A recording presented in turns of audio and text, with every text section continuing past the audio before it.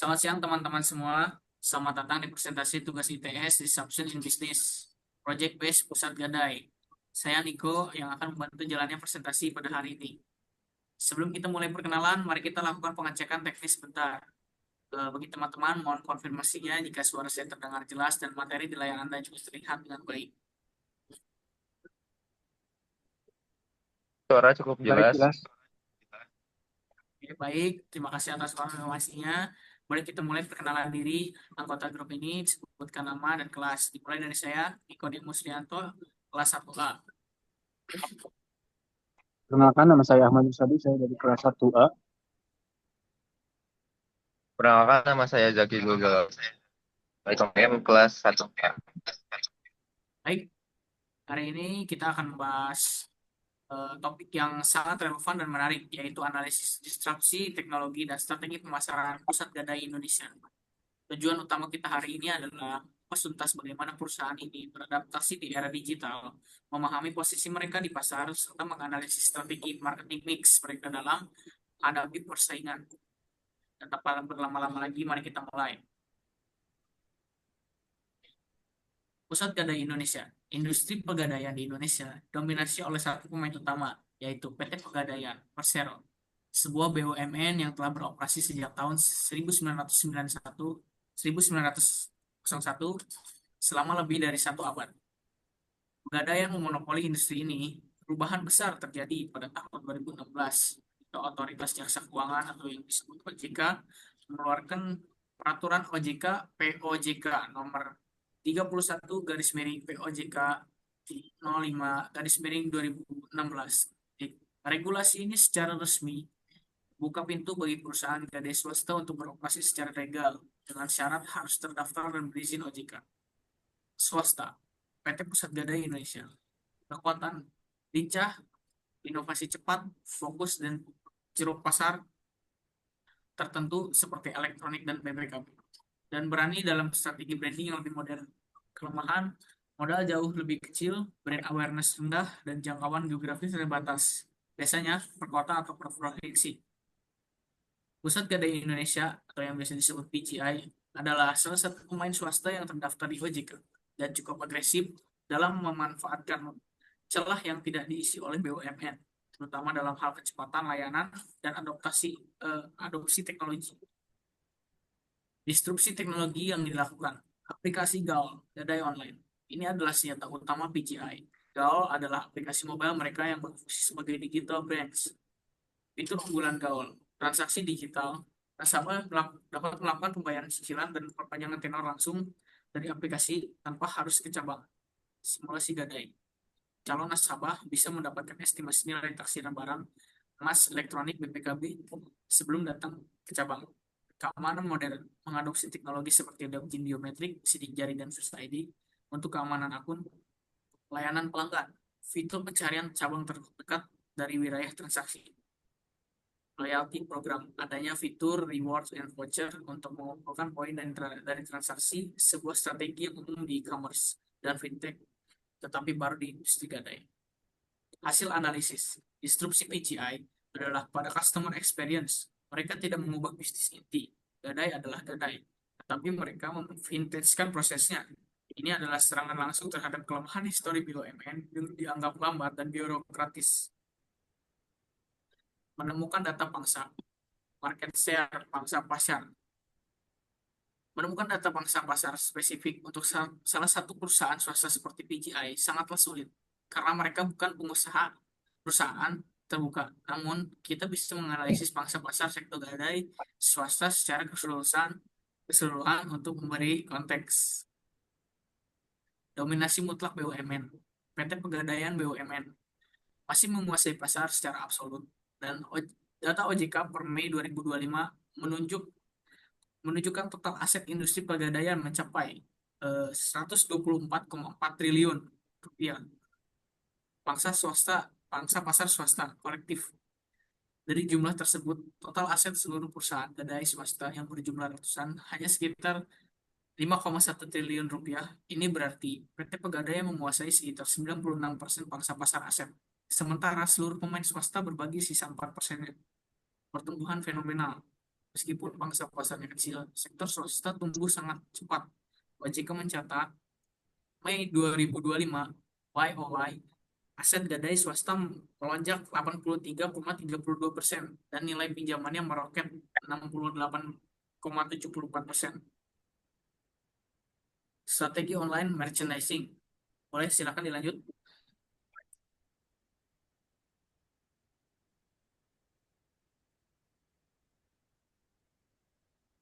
Strategi online merchandising. Dalam bisnis gadai, merchandising memiliki dua arti, yaitu menjual produk pinjaman dan yang kedua menjual barang jaminan yang gagal atau disebut lelang. Merchandising produk pinjaman atau digital storefront. Strategi utama PGI adalah menggunakan aplikasi Gaul yang website mereka sebagai etalase digital. Mereka tidak menjual bunga rendah, tetapi menjual kecepatan, progres 10 menit. Kemudahan syarat cuma KTP dan nilai taksiran tinggi. Ini adalah merchandising layanan mereka. Merchandising barang lelang. Ini adalah poin pembeda yang krusial. PT Pemberdayaan BUMN menyatakan bahwa mereka tidak pernah melakukan lelang secara online untuk menghindari penipuan. Semua lelang BUMN dilakukan secara fisik di kantor cabang. Tidak ditemukan bukti bahwa PGI melakukan lelang barang secara online. Strategi online merchandising mereka fokus pada akuisisi nasabah pinjaman, bukan pada penjualan barang bekas. Barang lelang kemungkinan besar dijual secara offline di cabang-cabang mereka, sama seperti BUMN untuk menjaga transparansi dan keamanan transaksi barang.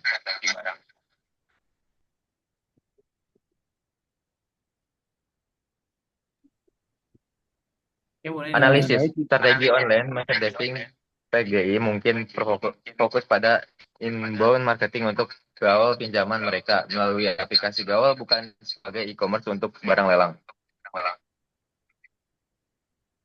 Nah, baik, di sini ada yang namanya marketing mix 4PS atau marketing mix itu merupakan strategi pemasaran yang dimana di sini ada 4 elemen, yaitu ada produk, price, dan place, lalu juga ada promotion. Nah, untuk produk ini, Pegadaian atau pusat pegadaian memiliki produk inti, yaitu sebuah pinjaman dalam jangka pendek dengan jaminan atau bisa disebut gadai. Nah, dalam kategori jaminan ini, pegadaian pegadaian memiliki 3 aspek, yaitu ada gadai emas, perhiasan dan logam mulia, lalu ada gadai elektronik seperti smartphone, laptop, kamera, TV, dan alat elektronik lainnya. Lalu juga ada gadai BPKB, yaitu yang mana dokumen seperti dokumen motor, dan mobil. Nah, lalu di sini juga ada value proposition yang terdapat pada produk, yaitu di mana barang mempunyai manfaat masing-masing, yaitu sini ada proses cepat selain 10 menit dan juga ada syarat mudah yaitu menggunakan KTP saja tanpa survei. Lalu juga ada barang jaminan yang diasuransikan. Nah, lalu pada bagian price ini, Pegadaian menyediakan suku bunga sewa modal yang kompetitif, namun cenderung lebih tinggi dari BUMN. Lalu laporan perbandingan atau yang disediakan oleh Kumparan menyebutkan bahwa bunga PGI atau Pusat Gadai Indonesia bisa mencapai 3% jika itu emas dan bisa hingga 10% jika itu barang elektronik ataupun PPKB per bulannya. Lalu ada biaya lain juga. Terdapat biaya administrasi sekitar 1-2% dan denda keterlambatan yang cukup tinggi, yaitu bisa 2% per hari jika membayar jaminan jika membayar peminjamannya terlambat. tidak sesuai tempo. Lalu di sini juga ada strategi harga pada price. PGI atau Pusat Gede Indonesia tidak bersaing pada harga. Mereka menjual convenience atau sebuah kenyamanan dalam layanan, dan juga nasabah mereka itu bersedia membayar lebih mahal untuk proses yang jauh lebih cepat dan tidak birokratis. Nah, modal mereka juga modal swasta murni, bukan dana murah dari perbankan seperti BUMN. Murah di sini bukan murah bagaimana, tapi juga bisa bilang terjangkau. Boleh dilanjut nih kok. Lalu di sini ada place, yaitu tempat tempat distribusinya. Nah, model dari pembayaran sendiri itu ada digital atau fisikal dan digital, secara fisik dan juga secara digital. Nah, ini adalah inti strategi distribusi PGI, yaitu PGI menyediakan dua tempat, digital secara online dan juga fisik secara offline. Nah, untuk digital sendiri, PJI memiliki aplikasi yang bernama Gaul.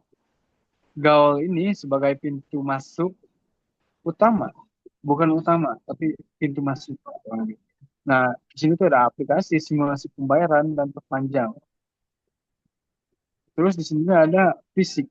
Nah, untuk fisik sendiri, PJI mempunyai kantor cabang atau outlet yang tetap krusial untuk untuk proses taksiran atau maaf, appraisal dan penyimpanan barang jaminan juga di kantor cabangnya. Lalu aplikasi Gaul juga memiliki fitur seperti cari cabang terdekat. Nah, agak sama dengan fitur cari sesuatu yang terdekat di Google Maps, tapi PDI sendiri menyediakan fitur tersebut di aplikasinya sendiri, yaitu Gaul. Nah, itu untuk menjabatani dunia online ke offline agar lebih mudah dan memudahkan juga dari untuk klien. Lalu di sini juga ada promotion di marketing mix ini. Nah, promotionnya ini dari branding dulu. Untuk branding, PJI mempunyai aplikasi bernama Gaul. Gaul itu sendiri merupakan permainan kata dari kata gaul yang menargetkan demografi dari kalangan anak muda atau yang lebih muda yang melek akan dunia digital dan butuh dana cepat. Yang segmennya itu tumpang tindih dengan sama pinjol. Lalu di sini juga ada pesan utama. Nah, untuk pesan utama ini seperti label ataupun hal-hal yang bisa menarik klien dari segi kata, kalimat promosi lah kurang lebih. Di sini ada proses cepat 10 menit tanpa survei dan pinjaman tinggi. Nah, ini sering digunakan dalam marketing agar klien atau audiens tertarik dengan PGI ini. Nah, pesan-pesan ini bisa langsung menyerang poin-poin utama dalam meminjam uang di PGI. PGI, maaf. Lalu ada juga kanal promosi. Untuk kanal promosi ini, PJI menyediakan dua kanal promosi, yaitu dari digital yang isinya itu dari iklan di media sosial, promosi dalam aplikasi atau fitur promo, dan juga program loyalitas seperti poin ataupun voucher. Lalu PJI juga ada kanal promosi di lingkungan offline, yaitu branding di lokasi cabang yang strategis dan mudah diakses oleh audiens. Nah, mungkin kurang lebih seperti itu untuk marketing mix 4Ps-nya atau 4P-nya yang mencakup place, promotion, price, dan satu lagi jika tidak salah. Dan apa boleh diputar ke belakang dulu nih, dan produk ya. Mungkin cukup seperti itu aja. Baik. Oke, baik. Sekian, terima kasih banyak kepada rekan-rekan semua atas pemaparan yang sangat komprehensif mengenai disrupsi teknologi melalui gaul, pangsa pasar, dan strategi 4P. Dari pembahasan tadi, kita bisa menyimpulkan bahwa kunci kesuksesan pusat gadai terletak pada keberanian mereka mengadopsi model layanan digital yang mengutamakan kecepatan dan kemudahan nasabah. Akhir kata, kami berharap materi yang telah kami sampaikan hari ini dapat memberikan wawasan baru dan memicu diskusi yang lebih mendalam mengenai masa depan industri perdagangan di Indonesia, pergadaian di Indonesia. Sekali lagi, kami ucapkan terima kasih atas kehadiran dan perhatian Anda semua ya. Sampai jumpa di kesempatan berikutnya. Terima kasih.